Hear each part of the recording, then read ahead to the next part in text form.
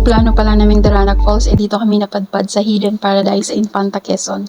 Una naming pinuntahan yung Kakawayan Falls kaso crowded na kaya umalis na lang kami at naghanap ng iba. Mataas pala yung Hidden Paradise at may lakarin papaakyat mga 10 minutes din.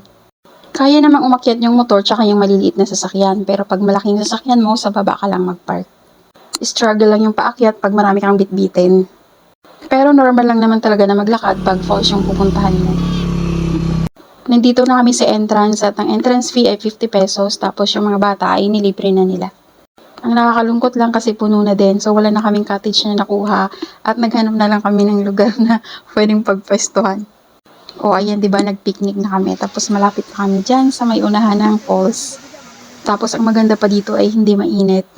Ang sarap talaga magbaba dito sa tubig kasi ang lamig. Wow! 100 kilometers na yung tinakbo namin kaya in-enjoy na namin magtampisaw at magbabad dito sa falls. Naalala ko nga lang din yung lugar namin kasi ganito rin. Pagkakaiba lang yung falls sa amin mataas yung talon. Hindi pala totoo yung sinasabi nila na ihi na lang yung nakakakilig kasi yung lamig nakakakilig din. Masarap mag-inom dito kasi sigurado hindi ka malalasing kasi pag nalasing ka na, iligo mo lang, mawawala na yun. Mag-ingat lang din pala kayo kasi madulas yung mga bato. Huwag na din kayong matakot sa linta kasi walang linta ngayon kasi tag-init. Bakit? Ano ka ba?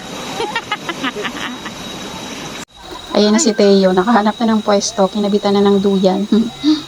Ang sarap ng tulog niya dyan. Ayan, hapon na kaya umuwi na kami. Ayan pala yung yung pinaka-pool talaga nila. Mahirap lang din pala sa lugar na to kasi walang signal. So kung magkakasama kayo, dapat alam niyo na kung saan kayo magkikita. Huli na pala nalaman ko na mayroon daw ditong wifi doon sa may tindahan. Napanood ko lang din sa isang vlog. Sa isang banda ay makakapagpahinga ka talaga kasi hindi ka makontak.